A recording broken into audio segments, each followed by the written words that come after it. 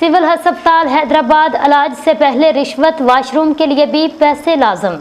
दिलदार अली बिलाल की रिपोर्ट के मुताबिक हैदराबाद सिंध के अहम तरीन सरकारी अस्पतालों में शुमार होने वाले सिविल अस्पताल हैदराबाद में करप्शन और बाद इंतजामी की संगीन सूरत हाल सामने आ गई। अस्पताल में चाय पानी के नाम पर फाइल खुलवाने से लेकर दवा, टेस्ट और ऑपरेशन तक हर कदम पर रिश्वत तलब की जा रही है।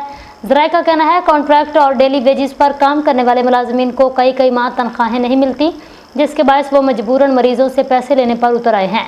मजीद इंकशाफ हुआ, अस्पताल के वाशरूम भी निजी ठेकेदारों को दे दिए गए, जहां मुकर्रर करदा अफराद मरीजों और उनके लवाहिकीन से पैसे लेकर बैतुल खुला इस्तेमाल करने की इजाज़त देते हैं।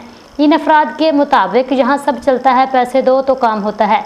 ज़राए के मुताबिक अस्पताल इंतज़ामिया ने इन ठेकेदारों से खुफिया मुआहदे कर रखे हैं, जिसके तहत हासिल होने वाली रकम का बड़ा हिस्सा बासर अफसरान और इंतज़ामिया तक पहुँचाया जाता है। मशीनरी की खराबी, दुआओं की किल्लत और अमले की गफलत के बायस गरीब मरीज़ शदीद अजियत का शिकार। शहरियों और समाजी तंजीमों ने इस सूरत हाल पर शदीद रद्द-ए-अमल का इजहार करते हुए चीफ सेक्रेटरी सिंध, वज़ीर सेहत और नैब से फौरी नोटिस लेने और अस्पताल में शफाफियत और एहतसाब को यकीनी बनाने का मुतालबा किया है।